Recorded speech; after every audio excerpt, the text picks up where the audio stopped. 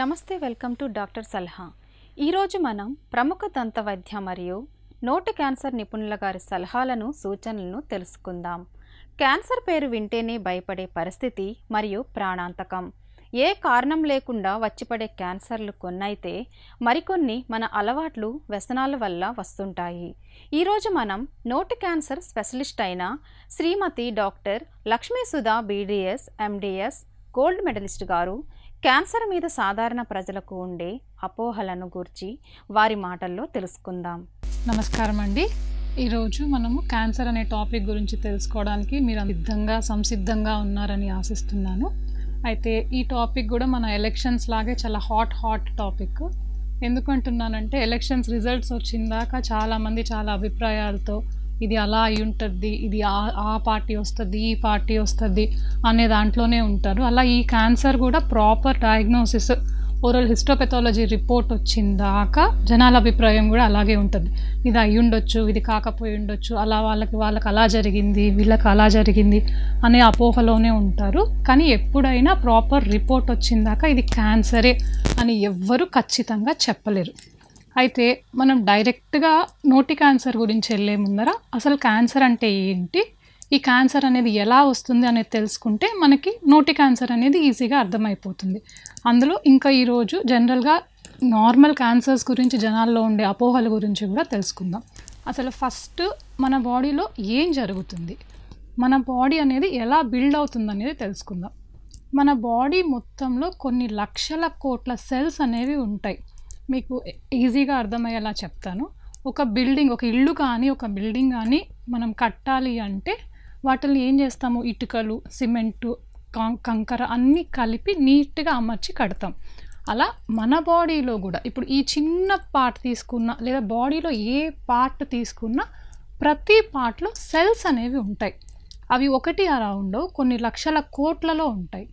అయితే ఈ సెల్స్ అన్నిటికీ ఒక ప్రాపర్గా సెల్ సైకిల్ అనేది ఉంటుంది. ఆ సైకిల్ అనేది ఏంటంటే ఆ సెల్ పుట్టి పెద్దదవుతుంది, తర్వాత డివైడ్ అవుతుంది, తర్వాత కొన్ని రోజులు అయిన తర్వాత ఏజ్డ్ సెల్స్ అంటాం. అవి అయిన తర్వాత ఆ సెల్ చనిపోతుంది, మళ్ళీ కొత్తది పుడుతుంది. ఇదొక సైకిల్. ప్రతి ఒక్క హెల్దీ ఇండివిజువల్లో జరిగే సైకిల్ ఇదే. దీన్ని సెల్ సైకిల్ అంటాం. అయితే ఏ కారణం మీదైనా కానీ ఈ సైకిల్ డిస్టర్బ్ అయ్యిందంటే, అంటే ఫర్ ఎగ్జాంపుల్ కొత్త సెల్స్ ఏమో పుడుతూనే ఉంటాయి, బట్ పాత సెల్స్ లేదా డ్యామేజ్డ్ సెల్స్ చనిపోవు. అలాంటప్పుడు ఆ ప్లేస్లో ఏమైపోతుంది, నెంబర్ ఆఫ్ సెల్స్ ఎక్కువ అయిపోతాయి. అంటే కొత్త సెల్స్ ఏమో వస్తూనే ఉంటాయి, బట్ ఆల్రెడీ డ్యామేజ్డ్ సెల్స్ లేదా ఆల్రెడీ పాతగా అయిపోయిన సెల్స్ అవి చనిపోవు. ఆ ప్లేస్లో నెంబర్ ఆఫ్ సెల్స్ చాలా ఎక్కువ అయిపోతాయి. సో అలాంటి కండిషన్లో మనల్ని దాన్ని ట్యూమర్ అంటాం. నేను ఇక్కడ క్యాన్సర్ అనట్లేదండి, ట్యూమర్ అంటున్నాను. అంటే ఒక ప్లేస్లో అవసరానికి మించిన సెల్స్ చాలా ఎక్కువ మోతాదులో ఉంటే ట్యూమర్ అంటాం. ఈ ట్యూమర్ 2 రకాలు, ఒకటి క్యాన్సరస్, ఒకటి నాన్ క్యాన్సరస్. అయితే ఇప్పుడు మనము ఈ ట్యూమర్లో క్యాన్సరస్ ట్యూమర్కి నాన్ క్యాన్సరస్ ట్యూమర్కి డిఫరెన్స్ ఎలా కనుక్కుంటామనేది చూద్దాము. ఈ నాన్ క్యాన్సర్ అనేది ఏంటంటే ఒకటే ప్లేస్లో ఉంటాయి, ఆ ప్లేస్లోనే పెరిగి పెద్దవవుతాయి, కానీ దాని పక్కనున్న టిష్యూస్కి కానీ లేదా కింద ఉన్న టిష్యూస్కి కానీ స్ప్రెడ్ అవ్వవు. సో ఒక్కసారి ఆ ట్యూమర్ని తీసేస్తే మళ్ళీ రాదు ఆ ప్లేస్లోకి. అదే క్యాన్సర్ అనుకోండి, ఖచ్చితంగా ఆ ప్లేస్లో నుంచి కింద దాంట్లోకి కానీ లేదా పక్క టిష్యూస్లోకి కానీ స్ప్రెడ్ అవుతుంది. ఎప్పుడైతే స్ప్రెడ్ అవుతుందో అప్పుడు మాత్రమే దాన్ని క్యాన్సర్ అంటాము. ఆ వేరే దగ్గరికి స్ప్రెడ్ అవ్వకుండా ఒకే ప్లేస్లో ఉంది అంటే దాన్ని మనం బినైన్ అంటాము, అంటే అది క్యాన్సర్ కాదు. అండ్ ఇంకొకటి ఏంటంటే ఈ క్యాన్సర్ అనేదాన్ని హాఫ్ తీసేసి హాఫ్ వదిలిపెడితే మాత్రం డెఫినెట్గా స్ప్రెడ్ అయిపోతుంది వేరే దగ్గరికి కూడా. సో ఇది క్యాన్సర్, నాన్ క్యాన్సర్. సో ఉండే గడ్డలన్నీ క్యాన్సర్ కాదు, దాంట్లో ఈ క్యాన్సర్ కాని గడ్డలు కూడా ఉంటాయి. అయితే ఇందాక మనము అసలు ఇలా ఎందుకు అవుతుంది, ఇందాక చెప్పినట్టు ఈ ఒకదే దగ్గర అన్ని రకాల సెల్స్ ఎందుకు పాత సెల్స్ చనిపోవట్లేదు, ఎందుకు డ్యామేజ్డ్ సెల్స్ చనిపోవట్లేదు అంటే దానికి రీజన్ ఇప్పుడు చూద్దాము. మెయిన్ ఈ సెల్లులో DNA అనేది ఉంటుంది.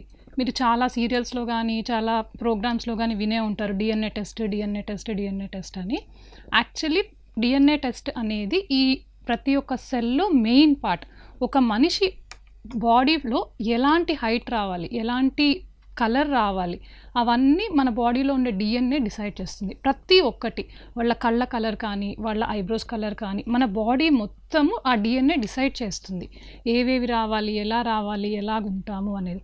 అందుకే ఏదైనా క్రైమ్ సీన్స్ అట్లాంటి వాటి ఉంటే పోలీస్ వాళ్ళు కూడా హెయిర్ స్టాండ్ దొరుకుతుందా లేదా గోల్డ్ దొరుకుతాయా అవన్నీ చూసి జాగ్రత్తగా తీసుకెళ్తూ ఉంటారు. అవి ఎందుకు తీసుకెళ్తారు అంటే వాళ్ళకి ఎవరి మీద డౌట్ ఉంది అంటే ఈ మనకు దొరికే ఈ హెయిర్ స్టాండ్ కానీ వీటిల్లో ఉండే డిఎన్ఏ ఆ పర్సన్ డిఎన్ఏతో మ్యాచ్ అవుతాయి. అంటే మన బాడీలో ఉండే ఏ చిన్న పార్ట్ తీసుకున్నా అది మనవా కాదా అని ఖచ్చితంగా చెప్పగలం.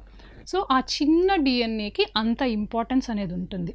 ఎప్పుడైతే ఏ రీజన్ వల్ల అయినా ఈ డిఎన్ఏలో డ్యామేజ్ అనేది జరిగిందనుకోండి, అప్పుడు ఆ డిఎన్ఏ ఈ సిగ్నల్స్ ఇస్తుంది సెల్స్కి.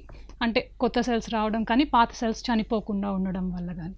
సో బేసిక్గా క్యాన్సర్ అనేది జెనెటిక్ సంబంధించిన జబ్బు, అంతేగాని ఇంకా వేరే రకాలైన కాదు. ఎప్పుడైనా ఆ జీన్స్కి డ్యామేజ్ జరుగుతుందో, ఆ జీన్స్ సరిగ్గా సిగ్నల్ పంపించలేదు, ఆ డిఎన్ఏ సరిగ్గా సిగ్నల్ పంపించలేదు అంటే ఈ పాత సెల్స్ చనిపోవాలి, మళ్ళీ కొత్త సెల్స్ పుట్టాలి అనే సైకిల్కి ప్రాపర్గా సిగ్నల్స్ పంపించలేదు. సో అలా పంపించలేనప్పుడు ఆ ప్లేస్లో విపరీతంగా సెల్స్ ఎక్కువైపోయి ఈ ట్యూమర్స్ లాగా ఫామ్ అవుతాయి. సో ఇది బేసిక్గా ఎలా ఫామ్ అవుతుంది, ఎందుకు వస్తుంది అనేది. అయితే ఈ డిఎన్ఏ డ్యామేజ్ అనేది ఎందుకు జరుగుతుంది అనే దానికి చాలా రీజన్స్ ఉంటాయి. కొన్ని కెమికల్స్ కానీ, కొన్ని యూవీ రేడియేషన్, కొన్ని టైప్ ఆఫ్ స్కిన్ క్యాన్సర్స్ వస్తాయి. సన్లో యూవీ రేస్ అనేవి ఉంటాయి. అందుకే చెప్తారు బయటికి వెళ్ళేటప్పుడు ఖచ్చితంగా సన్ స్క్రీన్ లేకుండా వెళ్ళొద్దు అని. ఆ యూవీ రేస్ అనేవి బాడీ మీద పడితే క్యాన్సర్ అనేది వస్తుంది. సో అలా అయనైజింగ్ రేడియేషన్స్ ఉంటాయి. ఈ యూవీ రేస్ లాగే ఇంకొన్ని రేడియేషన్స్ ఉంటాయి. అలాంటి రేడియేషన్స్ కానీ, లేదా ఏదైనా హార్మ్ఫుల్ కెమికల్స్ ఉంటాయి, లేదా ఇప్పుడు మనం తినే కొన్ని ఫుడ్ ఐటమ్స్లో కానీ, ఇలా చాలా రీజన్స్ ఉంటాయి. కెమికల్స్, కొన్ని ఇండస్ట్రియల్ వేస్ట్, ఇలా ఏ రీజన్ వల్ల కానీ ఈ డిఎన్ఏ డ్యామేజ్ అనేది జరుగుతుంది.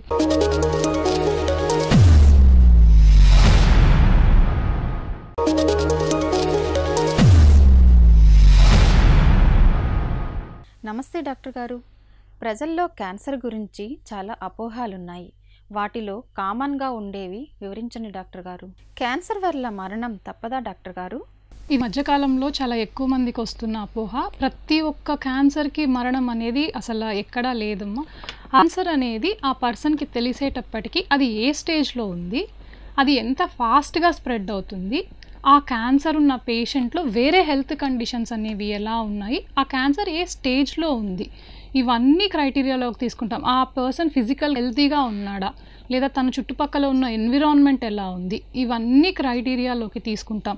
అందులో ఇప్పుడు వచ్చిన మెడికల్ అడ్వాన్సెస్, ఇప్పుడు వచ్చిన టెక్నిక్స్ వల్ల చాలా ఖచ్చితంగా అందరూ చనిపోతారని ఏమీ లేదు. మరీ ఇంకా లాస్ట్ స్టేజ్లో ఉంటే తప్పితే ఎర్లీ స్టేజెస్లో డిటెక్ట్ అయితే ఆ పర్సన్కి లైఫ్ ఎక్స్పెక్టెన్సీ చాలా బాగుంటుంది. ఇప్పుడుండే టైంలో, ఇప్పుడుండే ట్రీట్మెంట్ ప్రోటోకాల్స్లో, ఇప్పుడుండే డాక్టర్ స్కిల్స్కి అందరూ చనిపోతారని ఎక్కడా లేదు. ఇనీషియల్ స్టేజెస్లో కనుక్కున్న వాటికి ప్రోగ్నోసిస్ చాలా బాగా ఉంటుంది.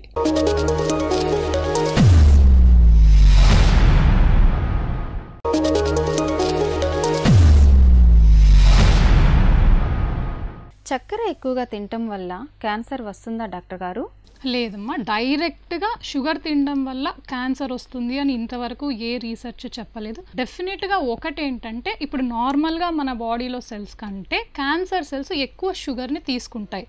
కానీ అలా అని ఈ రోజు నుంచి నేను షుగర్ మానేస్తున్నాను, నా క్యాన్సర్ రాదు కదా అంటే అలా ఎవ్వరూ చెప్పలేరు. మీరు షుగర్ మానేసినంత మాత్రాన మీకు ఖచ్చితంగా క్యాన్సర్ రాదని చెప్పలేరు. ఇంకొకటి ఏంటంటే, ఆల్రెడీ షుగర్ ఉన్న పేషెంట్స్ అసలు కంప్లీట్గా షుగర్ అవాయిడ్ చేస్తే వాళ్ళకి క్యాన్సర్ పోతుందని కానీ, లేదా ఆ క్యాన్సర్ సైజ్ తగ్గుతుందని కూడా ఎవ్వరు చెప్పలేరు. ఒకటి డెఫినెట్గా ఉంది ఏంటంటే, ఈ షుగర్స్ ఎక్కువగా తినడం వల్ల వెయిట్ పెరుగుతాము, ఒబెసిటీ వస్తుంది. వీటి వల్ల కొన్ని రకమైన క్యాన్సర్స్ వచ్చే ఛాన్సెస్ ఉన్నాయి. లైక్ కిడ్నీ క్యాన్సర్ కానీ, ప్యాంక్రియాటిక్ క్యాన్సర్ కానీ. ఒబెసిటీ వల్ల ఎక్కువ రిస్క్ ఉంటుంది అట్లాంటి క్యాన్సర్స్ రావడానికి. కానీ డైరెక్ట్గా షుగర్స్ వల్ల క్యాన్సర్ వస్తుందని ఇప్పటిదాకా జరిగిన రీసెర్చ్లో ఎవ్వరూ ప్రూవ్ చేయలేకపోయారు.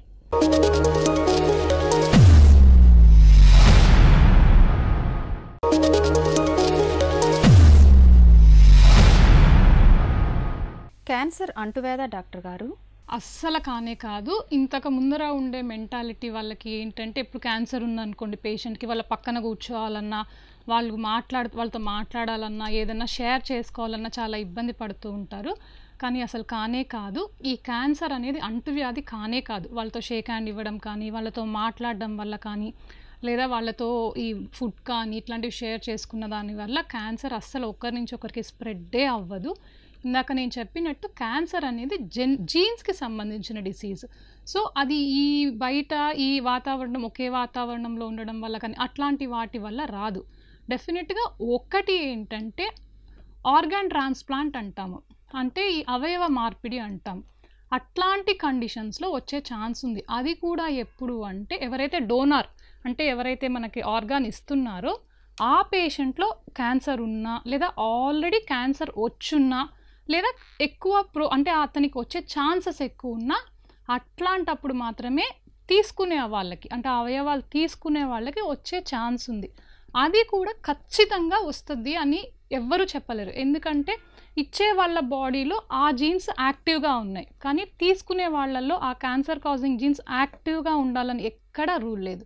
సో పర్సంటేజ్ చాలా తక్కువ, బట్ వస్తుందనే పర్సంటేజ్ కొంచెం అయితే ఉంది. డైరెక్ట్గా ఈ ఆర్గాన్ ట్రాన్స్ప్లాంట్ తప్పితే డైరెక్ట్ ఒక పర్సన్ నుంచి ఒక పర్సన్కి అంటువ్యాధిలాగా వస్తున్నది అనేది మాత్రం లేదు.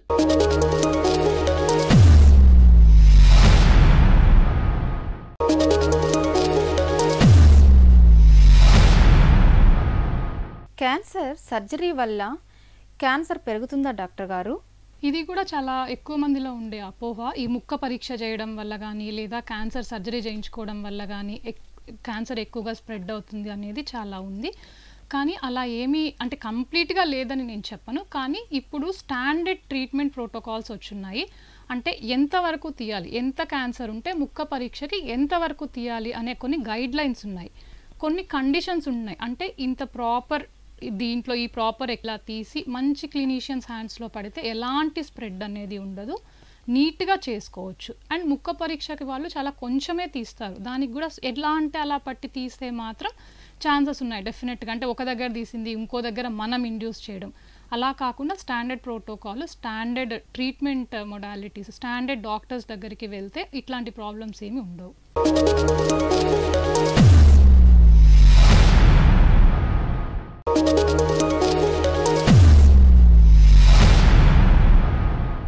గాలికి తిరగడం వల్ల క్యాన్సర్ ఇంకా ఎక్కువ అవుతుందా డాక్టర్ గారు? లేదు, బేసిక్గా ఈ క్యాన్సర్ అనేది మనం జీన్స్కి సంబంధించిందని చెప్పుకున్నాం కదా. అయితే ఈ క్యాన్సర్ అనేది మన బాడీలో డైరెక్ట్గా ఆ క్యాన్సర్ టిష్యూ డైరెక్ట్గా పక్క టిష్యూస్లోకి కానీ కింద టిష్యూస్లోకి కానీ వెళ్ళడం జరుగుతుంది. లేదు అంటే మనకి బ్లడ్ సప్లై చేస్తాం కదా, రక్తనాళాల ద్వారా స్ప్రెడ్ అవుతుంది, లేదా లింఫాటిక్స్ అంటాము, వాటి వల్ల స్ప్రెడ్ అవుతుంది. కానీ డైరెక్ట్గా బయట నుంచి గాలి నుంచి స్ప్రెడ్ అవుతుంది అలా అంతా ఏం లేదు.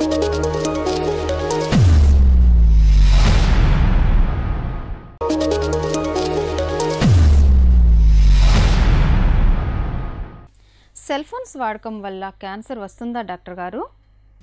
ఇప్పటిదాకా జరిగిన రీసెర్చ్ ప్రకారం అయితే మాత్రం ఖచ్చితంగా సెల్ ఫోన్ ద్వారా ఈ క్యాన్సర్ వచ్చింది అని చెప్పిన రిపోర్ట్స్ ఏవీ లేవమ్మా. కాకుంటే ఎందుకు అంటారు అంటే మన సెల్ ఫోన్స్ ప్రొడ్యూస్ చేసే రేడియేషన్ కానీ ఆ ఫ్రీక్వెన్సీ కానీ చాలా తక్కువ. ఇందాక మనం జీన్స్ వల్ల వస్తుందన్నాం కదా, ఆ జీన్స్లో డిస్టర్బెన్స్ వస్తే క్యాన్సర్ వస్తుంది అన్నాము. అయితే ఈ సెల్ ఫోన్స్ కానీ ఇవి ప్రొడ్యూస్ చేసే రేడియేషన్స్ ఆ జీన్స్ని డ్యామేజ్ చేసే అంత లెవెల్లో లేవు. సో అందుకని డైరెక్ట్గా సెల్ ఫోన్స్ వాడడం వల్ల జీన్ డ్యామేజ్ అయ్యి మనకి క్యాన్సర్ రావడం అనేది జరగదు. అయితే కొన్ని రకాల డిఫరెన్స్ అయితే ఉంటుంది. లైక్ సెల్ ఫోన్ ఎక్కువ చెవు దగ్గర పెట్టుకునే వాడుతూ ఉంటాము, దానివల్ల హీటింగ్ జీన్స్ని డిస్టర్బ్ చేయలేవు, కానీ అవి ప్రొడ్యూస్ చేసే రేడియేషన్స్ వల్ల హీటింగ్ యాక్షన్ అయితే డెఫినెట్గా ఉంటుంది. అందులో ఎక్కువ చెవు దగ్గర పెట్టుకొని మాట్లాడుతూ ఉంటాము, సో ఆ ఇయర్ వేడెక్కడం కానీ ఆ హెడ్ వేడెక్కడం కానీ అట్లాంటి ఎఫెక్ట్స్ డెఫినెట్గా ఉంటాయి. హీటింగ్ యాక్షన్ అనేది ఉంటుంది. దానివల్ల వేరే రకమైనవి వస్తాయేమో, కానీ డైరెక్ట్గా ఈ రేడియేషన్ వల్ల క్యాన్సర్ వస్తుంది అనేది మాత్రం ప్రస్తుతానికైతే ఎక్కడా లేదు. అయితే ఎలాగైనా ఈ టాపిక్ వచ్చింది కాబట్టి చెప్దాం అనుకుంటున్నాను ఏంటంటే చిన్న పిల్లల్లో ఇంకా చాలా జాగ్రత్తగా ఉండాలి. ఎందుకంటే వాళ్ళు చెవు దగ్గర పెట్టుకొని మాట్లాడేటప్పుడు మన తల సైజు వాళ్ళ తల సైజు చాలా డిఫరెంట్గా ఉంటాయి. వాళ్ళవి చాలా చిన్న సైజు ఉంటుంది, వాళ్ళ బ్రెయిన్ కానీ అన్నీ అప్పుడప్పుడే డెవలప్ అవుతూ ఉంటాయి. సో ఈ రేడియేషన్ ఈ హీట్ అనేది కూడా వాళ్ళ మీద చాలా ఎక్కువ ప్రభావం చూపిస్తుంది. ఆ డెవలప్మెంటల్ స్టేజెస్లో. సో చిన్న పిల్లలకి వీలైనంత వరకు సెల్ ఫోన్స్ మాట్లాడడానికి కానీ దేనికైనా ఇవ్వకపోవడం చాలా బెటర్. ఇంకొకటి ఏంటంటే ఇప్పుడు మార్కెట్లోకి చాలా బ్లూటూత్ హెడ్ ఫోన్స్ అనేటివి వచ్చాయి. అంటే దగ్గర పెట్టుకొని మాట్లాడితేనే కదా హీటింగ్ ఎఫెక్ట్ ఉంటుంది, దగ్గర పెట్టుకోకుండా మేము ఈ రేడియేషన్స్ ఈ హెడ్ ఫోన్స్ పెట్టుకొని మాట్లాడతాము అనే కాన్సెప్ట్ కూడా చాలా వచ్చింది. బ్లూటూత్ అనేది కూడా ఒక టైప్ ఆఫ్ రేడియేషనే. ఫోన్ ఎక్కడో ఉంటుంది, మన హెడ్ ఫోన్స్ ఎక్కడో మన చెవులో ఉంటాయి, దాని నుంచి దీనికి కనెక్ట్ అవ్వాలంటే ఏదో ఒకటి లేకపోతే కనెక్ట్ అవ్వవు కదా. సో అది బ్లూటూత్ ద్వారా కనెక్ట్ అవుతాయి, అవి కూడా ఒక టైప్ ఆఫ్ రేడియేషన్సే, అవి కూడా వెళ్తాయి కదా. సో అది కూడా అవాయిడ్ చేయండి. డైరెక్ట్ వైర్డ్ హెడ్ ఫోన్స్ కొంచెం బెటర్, గుడ్డిలో మెల్ల, అంతేగాని ఏదైనా ఎఫెక్ట్ లేకుండా ఉండదు. కొంచెం జాగ్రత్తగా యూజ్ చేసుకోండి. కానీ డైరెక్ట్గా క్యాన్సర్ రిలేటెడ్ అయితే మాత్రం ప్రస్తుతానికి కాదనే చెప్తున్నారు.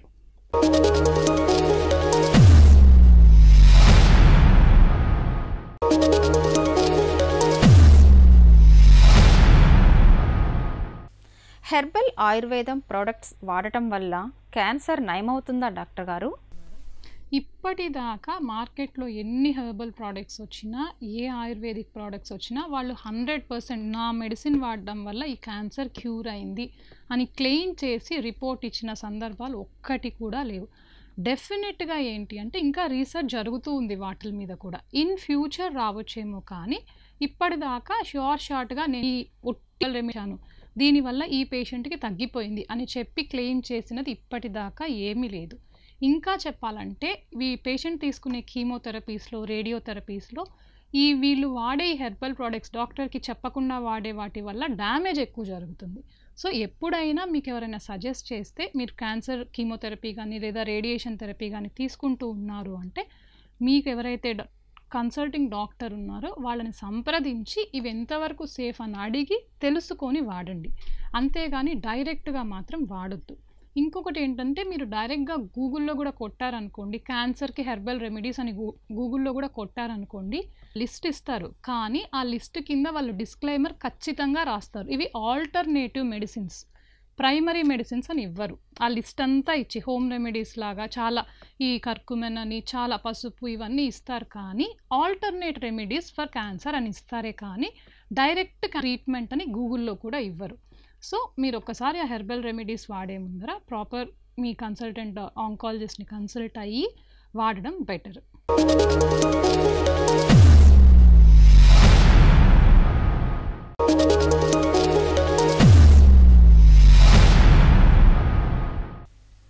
మన కుటుంబంలో ఎవరికైనా క్యాన్సర్ ఉంటే మనకు వచ్చే అవకాశం ఉందా డాక్టర్ గారు?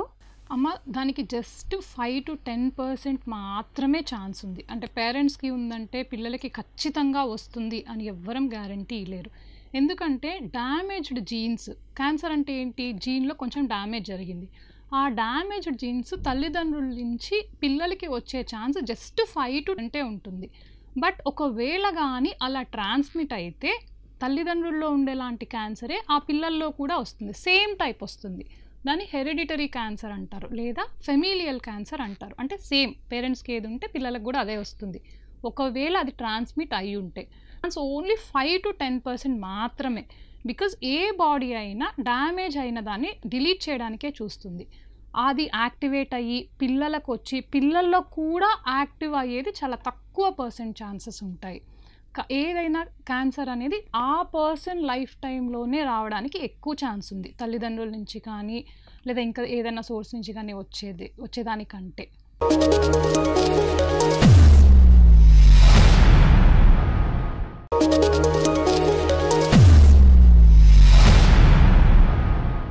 మన కుటుంబంలో ఎవరికి క్యాన్సర్ లేకపోతే మనకు క్యాన్సర్ వచ్చే అవకాశం ఉందా డాక్టర్ గారు? 90 to 95% ఉంటుందమ్మా. ఇందాక చెప్పినట్టు 5 to 10% ఛాన్స్ మాత్రమే ఉంది తల్లిదండ్రుల నుంచి రావడానికి. మిగతా మొత్తం మన లైఫ్ స్టైల్, మనం ఎక్సర్సైజ్ చేస్తున్నామా లేదా మన ఫుడ్ హ్యాబిట్స్, మనం ఎలాంటి ఎన్విరాన్మెంట్లో ఉంటున్నాము, మనకి ఇంకేదన్నా అలవాట్లు ఉన్నాయా, సో వీటి మీద ఒక person general life style and habits మీద డిపెండ్ అయ్యి 90 to 95% ఛాన్స్ ఉంది.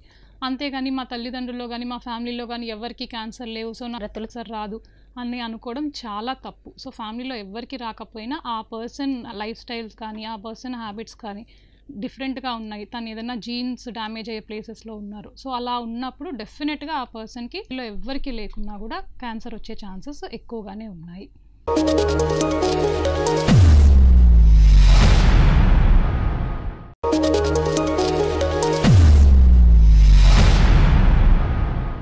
సో ఇది ఇవాల్టి క్యాన్సర్ గురించి అపోహలు. నెక్స్ట్ ఎపిసోడ్లో ఇంకొన్ని ఆసక్తికరమైన విషయాలు మరియు ప్రాపర్గా నోటి క్యాన్సర్ గురించి తెలుసుకుందాం. Thank you. చూశారు కదండి, క్యాన్సర్ గురించి ప్రజల్లో ఉన్న అపోహల గురించి ఈరోజు తెలుసుకున్నాం.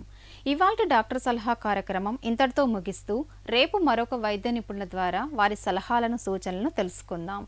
ఈ కార్యక్రమం ప్రతిరోజు మీ శివాబి న్యూస్ ఛానల్ నంబర్ 17 నందు ఉదయం 8:30 తిరిగి మధ్యాహ్నం 2:30 మరియు రాత్రి 9:30 ప్రసారమగును. యువర్స్ భారతి.